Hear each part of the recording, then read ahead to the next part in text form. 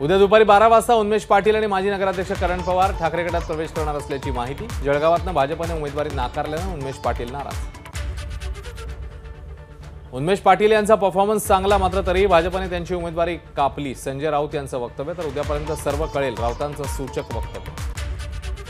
बाळासाहेबांचा हिंदुत्ववादी कार्यकर्ते आज ठाकरेंसोबत नाही। भाजपमधनं कुणीही कुठेही जाणार नाही। भाजपने अजून दरवाजा उघडला नाही। दरवाजा उघडून तेव्हा बसायला जागा राहणार नाही। दिनेश शर्मा यांची उन्मेष पाटील आणि संजय राऊत यांच्या भेटीवर प्रतिक्रिया। जे काँग्रेस रामाला मानत नव्हते त्यांच्यासोबत उद्धव ठाकरे गेलेत। उद्धव ठाकरेंचं नकली हिंदुत्व समोर। प्रकाश आंबेडकरांनीही त्यांची साथ सोडली आहे। महाराष्ट्राचे भाजप प्रभारी दिनेश शर्मांची उद्धव ठाकरेंवर टीका। अशोक चव्हाण यांचा काँग्रेसला संपवायचा प्लॅन होता, त्यांना काँग्रेसवर बोलायचा अधिकार नाही। काँग्रेस प्रदेशाध्यक्ष नाना पटोलेंचा अशोक चव्हाणांवर आरोप।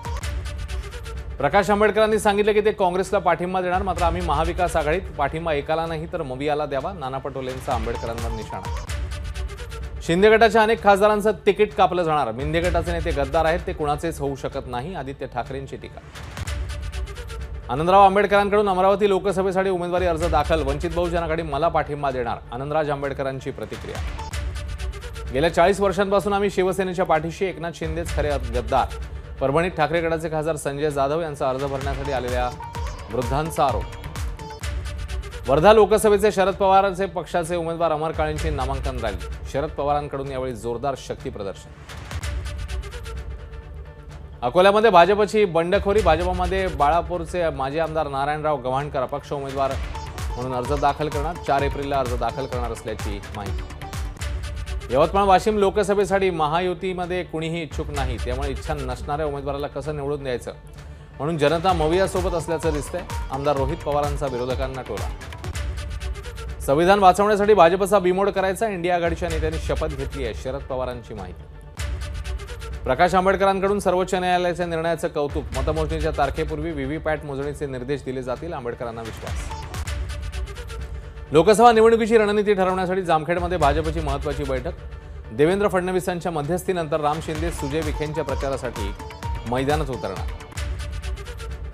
हिंगोलीतून हेमंत पाटील यांची उमेदवारी कायम ठेवण्यासाठी शिवसैनिक आक्रमक। शेकडो शिवसैनिक मुंबईला रवाना। मुख्यमंत्री शिंदेंची घेणार भेट। महायुतीचे पुणे लोकसभा उमेदवार मुरलीधर मोहोळ यांनी घेतली मंत्री नारायण राणेंची भेट। राणेंच्या पुण्यातल्या निवासस्थानी दोघांमध्ये चर्चा। रत्नागिरीच्या सावरकर नाट्यगृहात भाजपचं बूथ कार्यकर्ता संमेलन। रवींद्र चव्हाण, नितेश राणे, निलेश राणेंसह प्रमोद जठार उपस्थित। रत्नागिरी सिंधुदुर्ग लोकसभेवर भाजपचा दावा, तर शिंदेंची शिवसेना देखील आग्रही। बारामती मतदारसंघातनं माघार घेतल्यावर विजय शिवतारे अजित पवारांच्या भेटीला। देवगिरी निवासस्थानी दोघांमध्ये बैठक। शिवसेनेचे माजी आमदार विजय शिवतारेंनी मुख्यमंत्री एकनाथ शिंदेंचीही ठाण्याच्या निवासस्थानी घेतली भेट।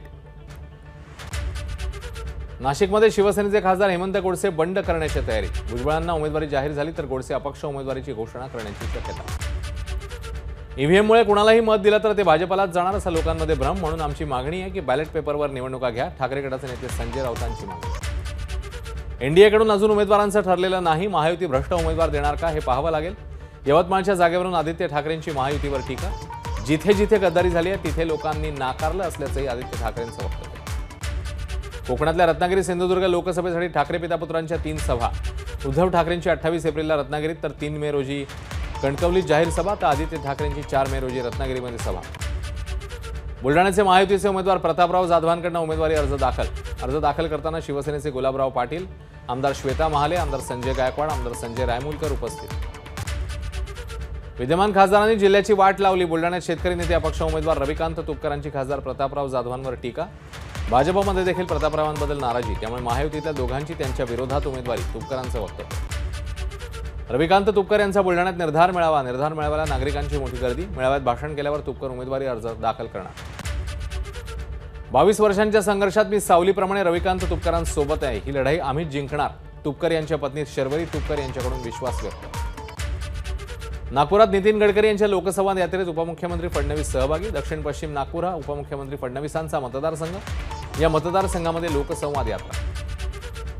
देवेंद्र फडणवीस हे फसणवीस आहेत, ते नुसत्या थापा मारतात, प्रणिती शिंदेंची टीका। भाजपचे लोक फक्त आश्वासन देतात, त्यांचं काम केवळ कागदावर।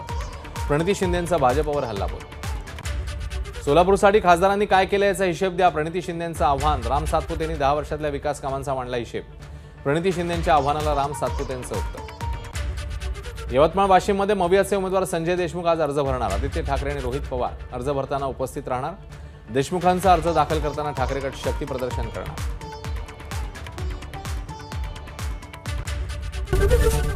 एबीपी माझा, उघडा डोळे बघा नीट.